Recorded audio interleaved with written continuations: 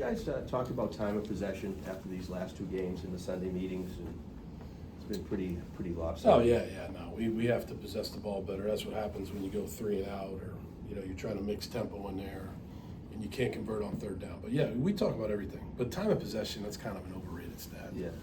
I Okay. mean, in the end, you gotta stop them on defense, and you gotta convert third downs. You know what I mean?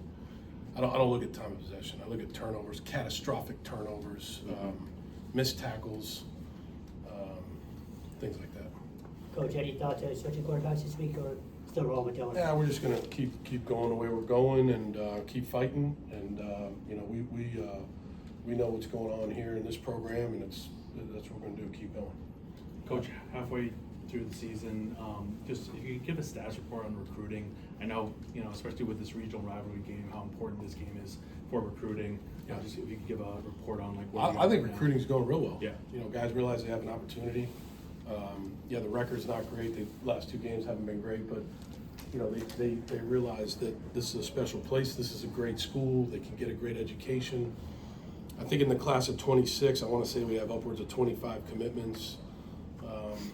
In the class of 27, I don't know, 4 or 5 at this point, which is pretty good at this point. Feel good about where we're at. Can't really talk about the specific guys, obviously, because I guess that'd be a rule violation. We should think about that.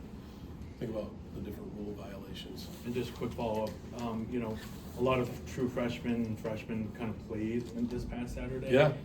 Just how important as far as recruiting to get players that can be like immediate impact players. Yeah, no, I think that's one of the things that we talk about, that relative to graduation or, obviously injuries, you're going to have a shot to play here.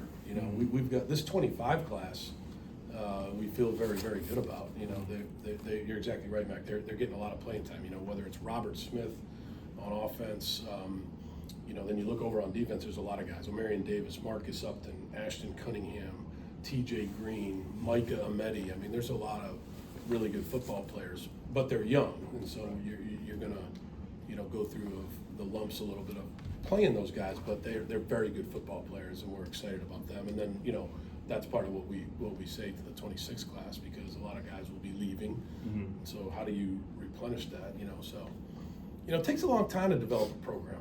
I don't know if you guys know that, but it takes a long time. It doesn't happen in 2 years. The sky is falling to everyone outside of this program, but not to anyone inside the program.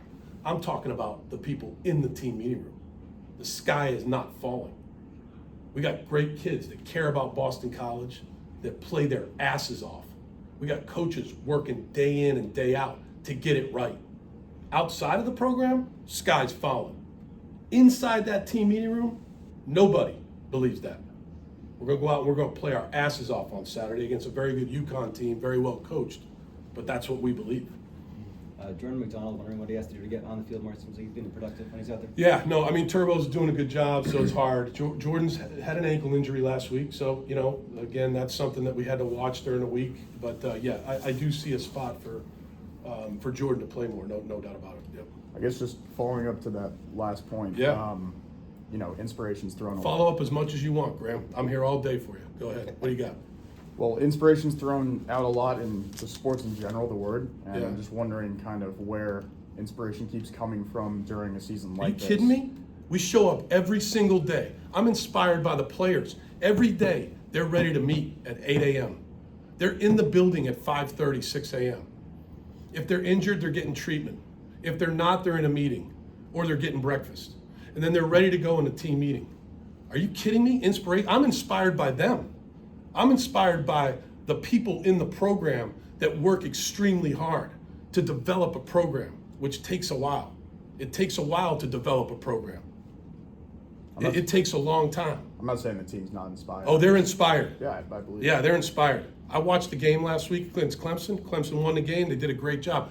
But I think if you called Coach Sweeney and you asked Coach Danny Pearman there, or you asked Coach Rumpf, they would tell you Boston College played hard for 60 minutes with great effort, relentless attitude, right? The score wasn't what it was. We get it. We understand we're not where we want to be, all right? But I'm telling you right now, I'm inspired by the guys I coach. I love coaching this team. going back to UConn, just have you ever crossed paths with Jim Moore at all? You know, not really, Kevin. I mean, he's a good guy. I have a lot of respect for him, obviously. Him and his dad, great football family. I haven't really crossed paths with him. I saw him at a banquet, I think this past winter up in up in Boston. But not really. I have a lot of respect for him, though. I know he's a great football coach. He's done a great job there. They're a very tough team. They do a lot of different things. It's going to be a big challenge for us. But again, like I told Graham, you know, we're going to show up. We'll be there. We will be there on Saturday. And just on that quarterback, Joe Fagnano, what have you seen on him? You know, he's good. He's an accurate passer. He can run. He has command of his offense.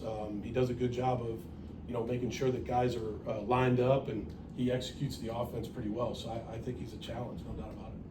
I think a lot of people think BC should automatically win this game because it's UConn, but UConn's very good. What would you say to that? I'd say that's ridiculous. Okay.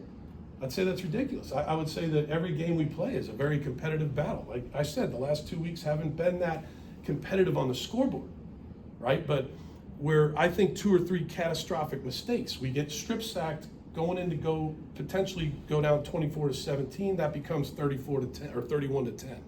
In the Pitt game, we're going in there to go to 10-7, we fumble along reception, and we fumble it, and you know, so now it's 17-0 the other way. We have to do a better job of taking care of the ball, and when we play defense, we got to play defense wherever the ball is. And so I think our guys are getting better at that. They're playing hard, but no, to think that the UConn game, in my opinion, they should be favored. They have a better record than us, so like they should be favored, and we got to show up and play. Couple final ones here, guys. Sedarius McConnell's You coming in can today. ask as many as you want, Lucas. No, Sedarius coming in today. Could you just tell us about him? Say that again. Sedarius McConnell. Oh, I call him Sed, sorry. Yeah, he's a transfer from Illinois, plays hard, tough kid. You know, not the biggest guy in the world. He's not small, but he's not the biggest guy in the world. So does a great job of taking on double teams, adds some pass rush value inside. Tough kid. Yeah, love coaching him. He's come a long way since we got here. KP's been leading the team in Yeah. tackles this year. He led the team last year as well. Just Yeah. when you watch tape on him, what do you see? Yeah, ACC DB of the week. Congratulations to him. He plays hard. We're playing him at, because of injuries, not an excuse. Because we have several injuries on defense, we have to play him at linebacker. So he plays linebacker, and then in different packages, he plays safety. In other packages, he'll play nickel sometimes. Like, this guy's all over the field. Great football player, awesome guy, does everything we ask him to do. It's the same thing with Omar Thornton. It's the same thing with Carter Davis. Carter can play corner, play safety. He could play linebacker if you asked him to. So, yeah, all those guys are doing a great job. Coach, a good fan showing this past Saturday, Yeah. and students really showed up, Yeah. especially at the beginning of the game. Yeah. How important will it be that Saturday? Get Yeah, and I feel terrible about that, Mac, Yeah. that they show up and it's a bad game, right? It's not a good game, and I appreciate the students. I really do. I really hope that they stick with us because they give us a great home field advantage. But I do. I feel bad about that. I'm not going to sit here and apologize because we worked very hard, but we just didn't show up and play the way we wanted to play, and the game got away from us. But we do give great effort, and we are fighting to get better, and I hope our students stick with us because, you know, we really appreciate that crowd. Going back to recruiting real Yeah. quick, it was announced that there's gonna be one portal window Yeah. coming up. Yeah. Do you like that? Yeah, I'm for that, whether it was in the spring or in January. I think it's just better because 2 portal windows, 2 opportunities to leave. This whole portal thing, it's a very difficult thing, Kevin. You know, we gotta fix it at some point relative to the rules of it. It's just too much of a freewheeling, anybody can do anything, you know, whether it's poaching these players or, maybe not knowing enough about the guy that you're bringing in. Our portal guys are awesome guys, they're great dudes, like, but you know, giving it like more time, I don't know the answers to it, but I know that a 1 window is better than 2, in my opinion. I think we've asked you this before. Yeah. You said, you know, and obviously, like you said, it takes a long time to build a program Yeah. under. I'm not saying 10 years. No, right, Just so right. you know, I think longer than 19 games though. I was just wondering, kind of, if you think, since there's still guys on the team who are kind of from the Halfley era, and Yeah. then a mix of some of your guys now, do you still think it's kind of like not fully? No, Just no. your group? I think everybody's bought in. Yeah. No, I don't think that at all. I love every guy on this team. Everybody's bought in, no matter who they came under. I'm just talking about, and I want to be clear about this because that's a very good question. I'm talking about everybody does it different ways, right? The way Jeff Halfley did it was fantastic for Jeff Halfley. Like, and I have tremendous respect for him. This guy's one of the best defensive coordinators in the NFL. So clearly he's a hell of a football coach. The way that we do it is, I don't even know how he did it. I'm just saying it takes a while to teach it, to teach the style of football you want to play, the culture you want to set. You know, everything from medical to operations to recruiting, you know, academics, how we do things. It's just different. It doesn't make one better than the other. It does not make that. And the kids, the players, they all buy in. There's not one guy that I've had. I want to be very clear. I love every kid on this team. I really do. I want them to have success. I feel terrible when we don't have success because I feel bad for them. Good final, guys? Thanks for your time. Thanks.